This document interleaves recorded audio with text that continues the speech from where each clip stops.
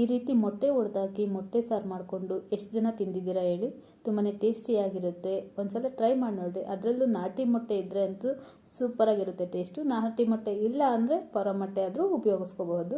ಈಗ ನೋಡ್ಕೊಳ್ಳೋಣ ಹೇಗೆ ಮಾಡ್ಕೊಳ್ಳೋದಂತ. ಒಂದು ಪ್ಯಾನ್ಗೆ 1 ಟೇಬಲ್ ಸ್ಪೂನ್ ಆಗೋಷ್ಟು ಎಣ್ಣೆ ಸೇರಿಸ್ಕೊಂಡಿನಿ. ಒಂದು 10 ಕಾಳಷ್ಟು ಕಾಳು ಮೆಣಸು, ಒಂದು 2 ಇಂಚು ಚಕ್ಕೆ, ಹಾಗೆ ಒಂದು 5-6 ಆಗೋಷ್ಟು ಲವಂಗ. ನಂತರ ಇದಕ್ಕೆ ಸ್ವಲ್ಪ ಕೊಬ್ಬರಿ, ಹಾಗೆ ಶುಂಠಿ, ಒಂದು 10 ಎಸಲಾಗೋಷ್ಟು ಬೆಳ್ಳುಳ್ಳಿ, ನಂತರ ಒಂದು ಈರುಳ್ಳಿ.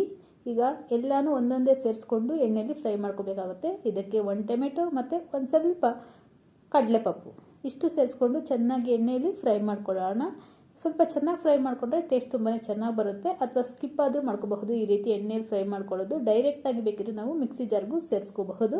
ಕೊನೆಯಲ್ಲಿ ಸ್ವಲ್ಪ ಕೊತ್ತಂಬರಿ, ಪುದೀನ ಸೇರಿಸ್ಕೊಂಡು ಸ್ವಲ್ಪ ಫ್ರೈ ಮಾಡ್ಕೊಳ್ಳೋಣ. ಸ್ವಲ್ಪ ಫ್ರೈ ಆದ ನಂತರ ಇದಕ್ಕೆ ಕೊನೆಯಲ್ಲಿ ಗಸಗಸೆ ಸೇರಿಸ್ಕೊಳ್ಳೋಣ. ಮೊದಲೇ ಸೇರಿಸ್ಕೊಂಡ್ರೆ ಅದು ನೀಟಾಗಿ ರೋಸ್ಟ್ ಆಗಿಬಿಡುತ್ತೆ. ಸೊ ಕೊನೆಯಲ್ಲಿ ಸ್ವಲ್ಪ ಗಸಗಸೆ ಸೇರಿಸ್ಕೊಳ್ಳೋಣ. ಸ್ವಲ್ಪ ತಣ್ಣಗಾದ ನಂತರ ಇದನ್ನು ಮಿಕ್ಸಿಗೆ ಸೇರಿಸ್ಕೊಳ್ಳೋಣ. ನಾನು ಈಗಾಗಲೇ ಹೇಳ್ದಂಗೆ ಇದನ್ನು ಫ್ರೈ ಮಾಡದೆ ಡೈರೆಕ್ಟಾಗಿ ಎಲ್ಲ ಇಂಗ್ರೀಡಿಯೆಂಟ್ಸ್ನು ಮಿಕ್ಸಿ ಜಾರ್ಗೆ ಸೇರಿಸ್ಕೊಂಡು ಬೇಕಿದ್ರು ನಾವು ಇದನ್ನು ಗ್ರೈಂಡ್ ಮಾಡ್ಕೋಬಹುದು.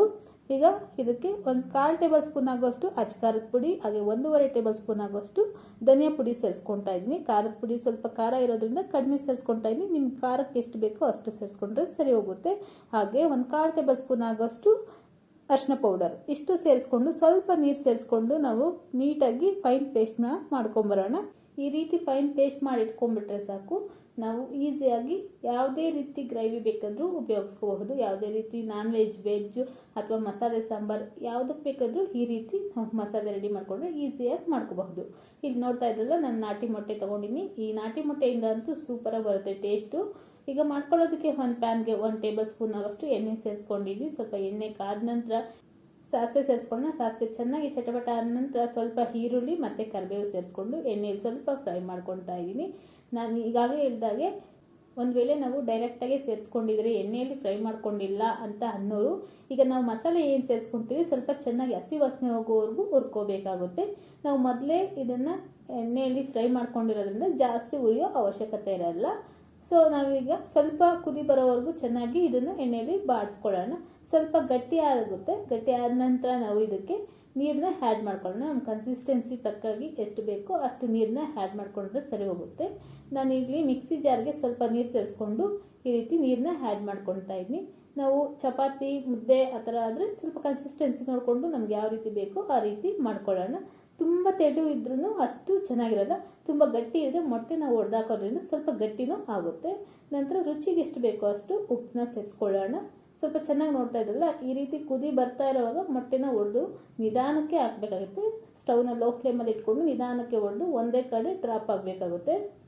ನಾವು ಒಂದೇ ಕಡೆ ಹಾಕಿಲ್ಲ ಅಂತ ಅಂದರೆ ಅದು ನೀಟಾಗಿ ಮಿಕ್ಸಪ್ ಆಗಿಬಿಡುತ್ತೆ. ನಮಗೆ ಒಂದೇ ಕಡೆ ಹಾಕಬಹುದು. ಅಥವಾ ನೋಡಿ, ಈ ಬೌಲ್ಗೆ ನಾನು ಹೊಡೆದು ಇಟ್ಕೊಂಡಿದ್ದೀನಿ. ಈ ರೀತಿ ನಿಧಾನಕ್ಕೆ ಹಾಕಿ ಸ್ಟವ್ನ ಲೋ ಫ್ಲೇಮಲ್ಲಿ ಇಟ್ಕೊಂಡು ಇದನ್ನು ಕುದಿಸ್ಕೊಳ್ಳೋಣ. ಒಂದು ಪ್ಲೇಟ್ ಕವರ್ ಮಾಡಿಬಿಟ್ಟು ಒಂದು 5 ನಿಮಿಷ ಚೆನ್ನಾಗಿ ಲೋ ಫ್ಲೇಮಲ್ಲೇ ಕುದಿಸ್ಕೊಳ್ಳೋಣ. ಒಂದು 5 ನಿಮಿಷ ಆದಮೇಲೆ ಓಪನ್ ಮಾಡಿ ನೋಡಿದರೆ ಅದು ಮೊಟ್ಟೆ ನೀಟಾಗಿ ಬಾಯ್ಲ್ ಆಗಿರುತ್ತೆ. ಮತ್ತು ಅದೇ ರೀತಿ ಇನ್ನೊಂದು ಕಡೆನೂ ಬೇಕಿದ್ರೆ ಮಗ್ಚಾಕಿ 2 ಕಡೆನೂ ಬೇಯಿಸ್ಕೋಬಹುದು. ನಾನು ನೋಡ್ತಾ ಇದ್ರಲ್ಲ, 2 ಕಡೆ ನೀಟಾಗಿ ಬಾಯ್ಲ್ ಆಗಿದೆ. ನಾನು ಸ್ವಲ್ಪ ತಿಕ್ಕಾಗಿ ಮಾಡ್ಕೊಳ್ತಾ ಇದ್ದೀನಿ ಸಾಂಬಾರು. ನಿಮಗೆ ಯಾವ ರೀತಿ ಬೇಕೋ ಆ ರೀತಿ ಕನ್ಸಿಸ್ಟೆನ್ಸಿಗೆ ತಕ್ಕಾಗಿ ನೀರು ಸೇರಿಸ್ಕೊಂಡ್ರೆ ಸರಿ ಹೋಗುತ್ತೆ. 2 ಕಡೆನೂ ಸೇರಿಸ್ಕೊಂಡು ಬೇಯಿಸ್ಕೊಳ್ಳೋಣ. ಸೊ ಈ ರೆಸಿಪಿ ಅಂತೂ ಚಪಾತಿ ಮತ್ತು ಮುದ್ದೆ ಇವೆರಡಕ್ಕೂ ಸೂಪರ್ ಕಾಂಬಿನೇಷನ್ ಅಂತ ಹೇಳ್ಬಹುದು. ಮುದ್ದೆಗೆ ಸ್ವಲ್ಪ ತೆಳು ಇದ್ದರೆ ಪರವಾಗಿಲ್ಲ, ಹಾಗೆ ಚಪಾತಿಗಾದರೆ ಸ್ವಲ್ಪ ಗಟ್ಟಿ ಇದ್ದರೆ ತುಂಬಾ ಟೇಸ್ಟಿಯಾಗಿರುತ್ತೆ. ಕೊನೆಯಲ್ಲಿ ಸ್ವಲ್ಪ ಮೇಲೆ ಕೊತ್ತಂಬರಿ ಸೊಪ್ಪನ್ನ ಸೇರಿಸಿದ್ರಂತೂ ಸೂಪರ್ ಆಗಿರೋಂಥ ಟೇಸ್ಟಿಯಾದ ಮೊಟ್ಟೆ ಸಾರು ರೆಡಿ ಆಗುತ್ತೆ. ನಾನು ಈಗ ಮುದ್ದೆ ಜೊತೆನೇ ಸರ್ವ್ ಮಾಡ್ಕೊಳ್ತಾ ಇದ್ದೀನಿ.